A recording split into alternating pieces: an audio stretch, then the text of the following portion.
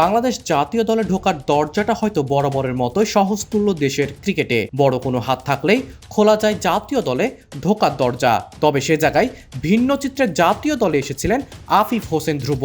অনূর্ধ্ব 19 থেকে Bangladesh premier league সব ধাপ পেরিয়ে দেশের ক্রিকেটে এসেছিলেন আফিফ। তাই হয়তো দেশের ক্রিকেটে 2018 সালে আফিফের যাত্রা শুরুর পর সবচেয়ে সৌভাগ্যবান ব্যক্তি তিনি। টানা সুযোগ পেয়েও নিজেকে প্রমাণে ব্যর্থ আফিফ। টি-20 ও ওয়ানডে আন্তর্জাতিক ক্যারিয়ারে 7 বছরের বেশি সময় কাটানোর পরেও বাঁহাতি এই ব্যাটসম্যান জাতীয় দলের হয়ে সাফল্য অর্জনে ব্যর্থতার প্রমাণ দিয়েছেন প্রতিবারই।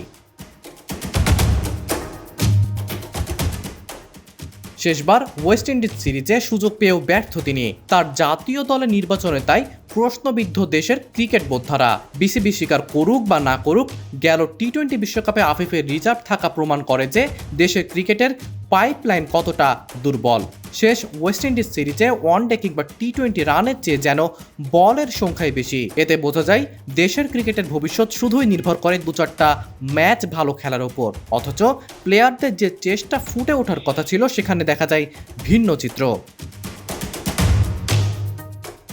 বড় ইভেন্টগুলোতে সুযোগ পেলেও তাই সুযোগ কাজে লাগাতে ব্যর্থ দেশের ক্রিকেটাররা।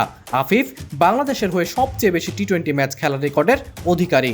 2018 সালের ফেব্রুয়ারিতে অভিষেকের পর থেকে 61 ম্যাচ খেলার পর 2023 সালের মার্চে ইংল্যান্ডের বিরুদ্ধে ঘরোয়া সিরিজে বসানো হয় তাকে। তবে এতবার সুযোগে কী লাভ হলো? কোনোবারই কাজে আসেনি তাকে দেওয়া সুযোগ। Monowar Anjum Rifat, BD archive.